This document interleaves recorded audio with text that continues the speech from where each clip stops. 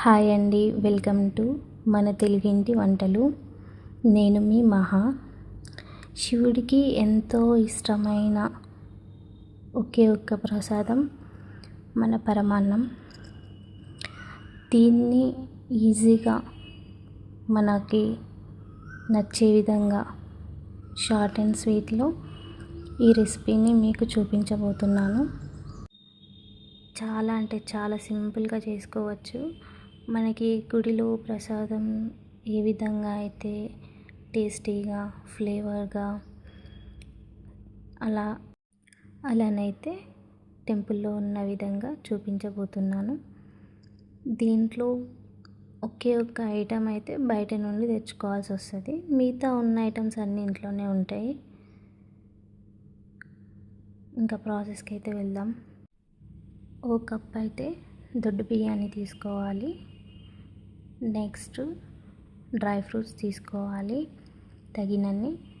Next యాలకులు తీసుకోవాలి తగినన్ని, మన ఫ్లేవర్ సరిపోయేంత. ఇది పచ్చకర్పూరం అండి.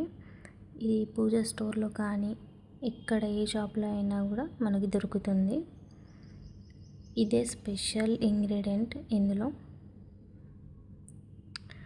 నెక్స్ట్ ఒక కప్పు బెల్లం తీసుకోండి. ఇంకా నాకైతే తగినంత తీసుకున్నా, మీకు కూడా తగినంత తీసుకోండి. ఇంకా నెక్స్ట్ ఇక్కడ ఆవు నెయ్యి తీసుకున్నానండి. నేను పూజ కోసం చేస్తున్నాను కాబట్టి, ప్రసాదం కొంచెమే చేస్తాను కాబట్టి మీరు ఆయిల్ కూడా తీసుకోవచ్చు. ఇక్కడ ప్రాసెస్లోకి వెళ్తేనైతే రైస్ని ఒక 2 or 3 times అయితే వాష్ చేసుకోవాలండి.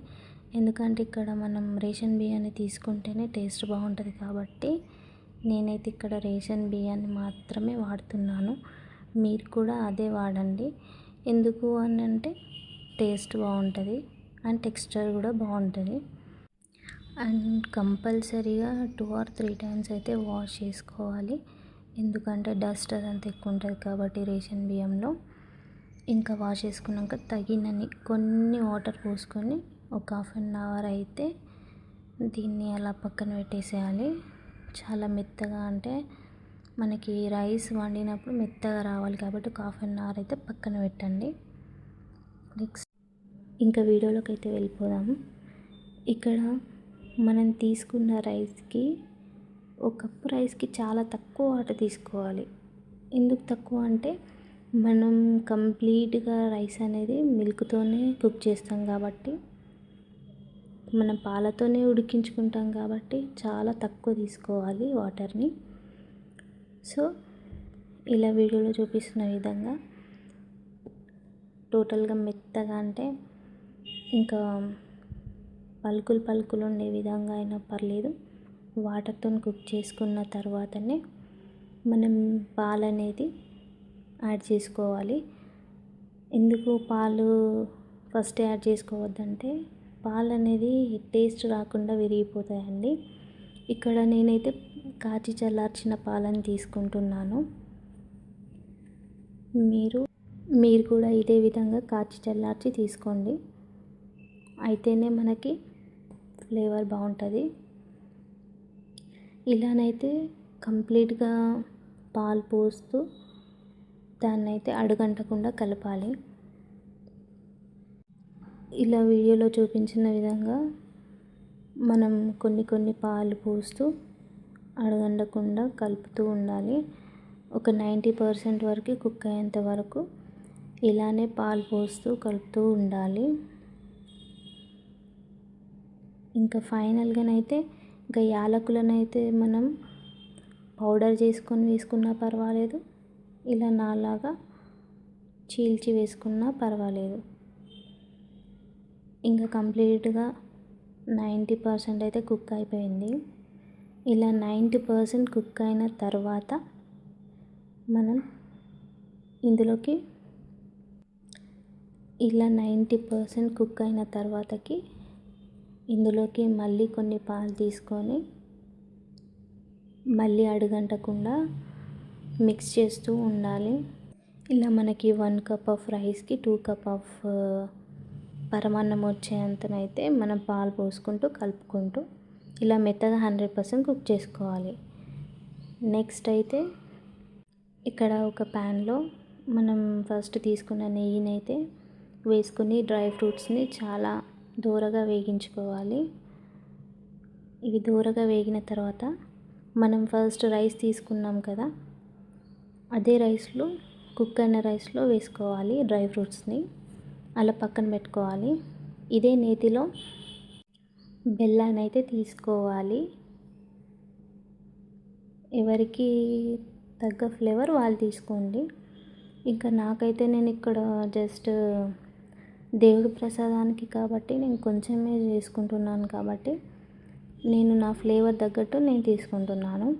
మీరు కూడా మీ ఫ్లేవర్ ఎంత కావాలో అంత తీసుకోండి, తగినంత. ఇంకా ఈ నేతిలోనైతే ఈ బెల్లం అయితే చాలా అంటే చాలా మిక్స్ చేస్తూ ఉండాలి అడగంటకుండా. మనకి టెక్స్చర్ అయితే నురగలు రావాలి. ఎందుకు అనంటే నురగలు వస్తేనే మనకు కంప్లీట్గా మనకు బెల్లం అనేది కుక్ అవుతుంది. ఇంకా ఫ్లేవర్ కూడా చాలా బాగుంటుంది. కాబట్టి కంప్లీట్గా ఇలా వీడియోలో చూపించిన విధంగా అయితే కుక్ అయిన తర్వాత కొన్ని వాటర్ పోసుకోవాలి.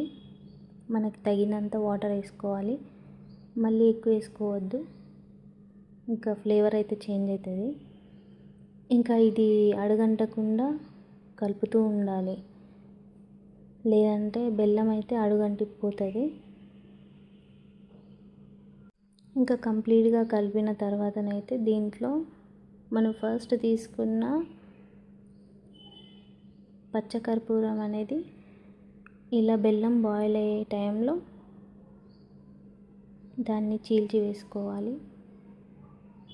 ఈ పచ్చకర్పూరమే మనకి దీంట్లో మెయిన్ ఇంగ్రీడియంట్.